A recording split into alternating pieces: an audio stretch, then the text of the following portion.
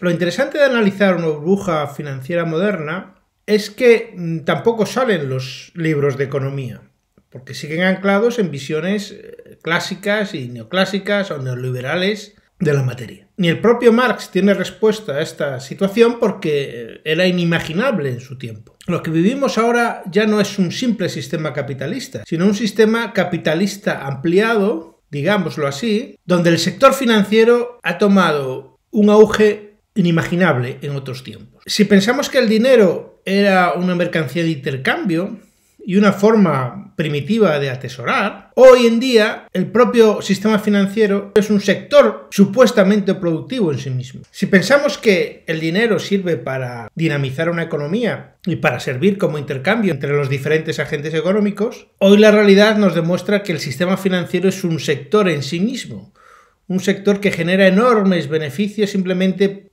por el mismo hecho de existir, pero que se basa en la producción ¿de qué? En la producción de nada, de bits, de deuda. Lo primero que tendríamos que señalar es el origen del actual sistema financiero mundial. Y esto se puede establecer a principios de los 70, cuando el patrón oro desapareció definitivamente bajo el gobierno Nixon. Con él también desapareció el gran entramado económico de la posguerra, que fue el sistema de Bretton Woods. A partir de ahí, las monedas nacionales empezaron a fluctuar de manera libre y se produjeron una serie de desarreglos, que es lo que llamamos la crisis de los 70, que a mi entender tiene mucho menos que ver con el auge del precio del petróleo que con la creación de este sistema financiero global basado en inventarse el dinero prácticamente de la nada. El mayor ejemplo es Estados Unidos. El dólar asociado al patrón oro dejó de tener sentido cuando la primera economía mundial decidió financiar su costosa guerra en Vietnam por medio de la impresión de billetes. El resto de socios de aquel sistema, entre ellos particularmente Francia, pretendieron en ese momento cambiar sus dólares por las reservas de oro. Recordemos que en aquella época el general de Gaulle, el presidente francés, envió un acorazado a Nueva York cargado de billetes de dólares con la intención de que se los convirtieran en oro, como era el acuerdo original. Al negarse el gobierno americano, el sistema se derrumbó. Lo curioso es que a partir de entonces Estados Unidos vive en algo que los economistas siguen también sin explicar, que es su doble déficit. Por un lado, un déficit fiscal muy grande, acentuado, por cierto, a partir de los gobiernos neoliberales de Ronald Reagan, y un déficit comercial también extravagante. Supuestamente la economía americana se tenía que haber hundido hace décadas. ¿Cómo se mantiene? Se mantiene a base de imprimir dólares. Ellos se dieron cuenta que su moneda era apreciada en gran parte del mundo. Y los dólares con los que financian ese doble déficit están repartidos por todo el planeta. Si hoy en día cogiéramos todos los dólares que supuestamente hay en el mundo y los lleváramos otra vez a su país, su economía se hundiría en un tsunami de inflación. Hay un libro muy interesante escrito por un economista pasado a ser un agente del gobierno norteamericano, John Perkins, que explica un poco qué es lo que sucedió entonces. Fue el acuerdo entre el gobierno imperialista norteamericano, que recordemos seguía en pugna en la Guerra Fría con el modelo soviético, también imperialista por cierto, con las dictaduras y las oligocracias de los países productores de petróleo. Se dieron cuenta que todo el dinero que estos países recibían a cambio del petróleo, dinero en dólares impresos sin respaldo ya del oro, del patrón oro, no podrían devolverse directamente a la economía norteamericana y deberían ser invertidos en otros países. Es cuando, a través de las herramientas como el Fondo Monetario Internacional o el Banco Mundial, entraron en una dinámica de endeudar exageradamente a países en vías de desarrollo. Países donde previamente los norteamericanos se habían cuidado de imponer también dictaduras militares, el caso de Argentina, de Chile y de otros lugares del planeta. Es cuando surge la gran crisis de la deuda latinoamericana, que está generada por este exceso de dinero impreso por la Reserva Federal norteamericana. Otra de las consecuencias de este sistema financiero global es que actualmente no hay hoy en día ningún economista que sepa decirnos cuánto dinero circulante hay en el planeta.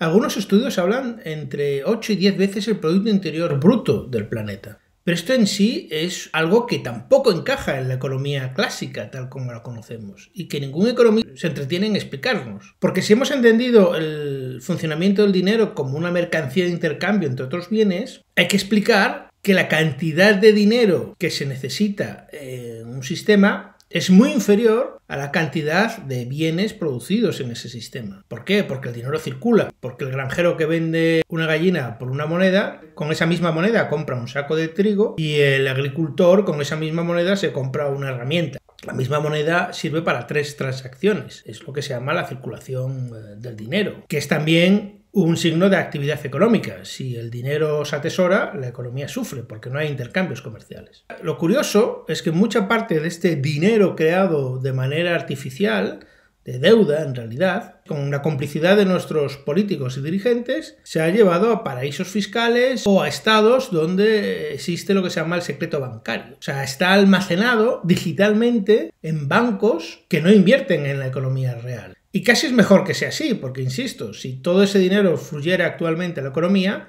el valor del dinero caería a nivel abisal. La cuestión también que nos podemos preguntar es qué pasaría si mañana un tsunami destruyera todos los bancos de las Islas Bahamas, o de Panamá, o de las Islas Jersey. Pues yo creo que sinceramente no pasaría nada.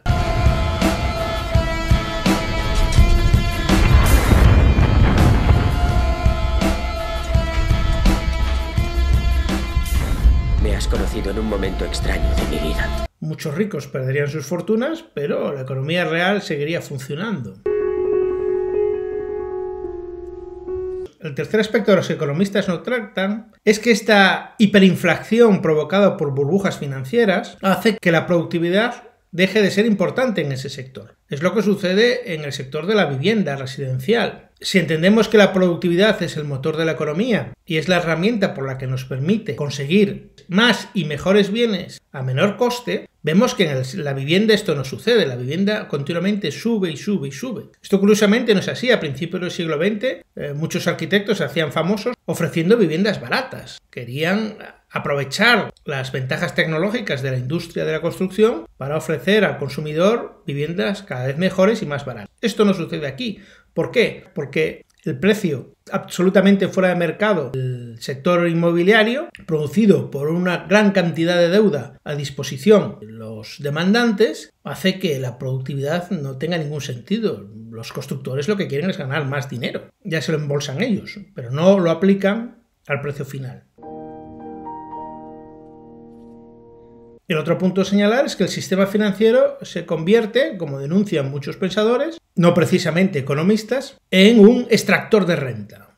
Lo que clásicamente se llamaba un extractor de renta. Es decir, una persona o una personalidad jurídica que se dedica, sin aportar nada de trabajo, a sacar dinero de la renta de los ciudadanos. Esto lo hacían los barones feudales y lo hace actualmente el sistema financiero. Recordemos que actualmente una pareja media en España necesita el 30 o el 40% de sus ingresos simplemente para pagar la vivienda, cosa que no sucedía antes. Otro ejemplo que estamos viendo son los créditos estudiantiles, que llevan ya décadas impulsados por el sistema financiero en Estados Unidos y en los mundos anglosajones y que han anegado en un mar de deudas a gran parte de la población norteamericana y que les obligan a estar pagando durante años, 10, incluso 20 años, parte de su salario al sistema financiero. Es otro extractor de renta. Los estudios universitarios, obviamente, está claro que han sufrido también una burbuja financiera, de la que nadie habla, por cierto. Y por último señalar, el problema no es que existan bancos. Un banco es una herramienta económica fundamental. También recordaré que Marx no llegó a verlo en pleno funcionamiento. Las ideas de Marx, las ideas de Adam Smith, las ideas de los pensadores clásicos y no clásicos de la economía, incluso de Keynes, estaban asociadas a que había un producto mercancía, como el oro, que tenía un valor más o menos estable y que el dinero no se inventaba de la nada. Hoy en día esto no existe, pero los economistas lo siguen sin analizar. El asunto es que un banco crea deuda. ¿Y deuda qué es? Lo contrario del crédito. Como señalaba un conocido economista, el crédito no es más que el ahorro del futuro traído al presente a través de la creación de deuda bancaria. Esto también nos lleva a pensar que la idea clásica de que ahorro es igual a inversión ha desaparecido. Porque hoy en día casi ningún empresario se plantea ahorrar durante años para invertir. Lo que hace es acudir a un banco y buscar financiación, que es lo verdaderamente interesante y potente de todo sistema bancario. El problema no es que existan bancos, sean públicos o privados. El problema es cuando estos bancos se descontrolan absolutamente y su nivel de apalancamiento pasa de ser, como decían en el documental, de un 17% a un 3%. Es decir, genera una cantidad enorme de dinero. El problema de generar esta cantidad enorme de deuda es que si se devuelve el crédito, todo está correcto.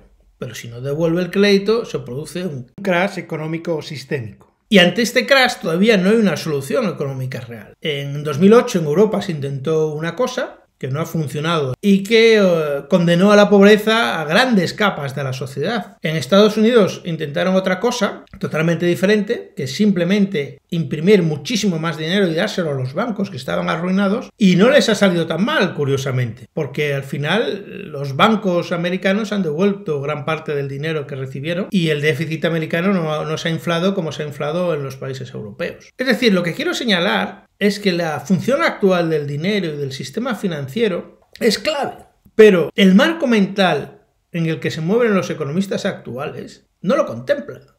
Sigue pensando en cuestiones del siglo XIX, o como mucho del siglo XX, con la consecuencia política y socialmente terrible de que bajo la apariencia de un sistema de libertades vivimos realmente en una férrea dictadura económica dominada por una pequeña élite extractiva que nos trata como si fuéramos sus siervos feudales.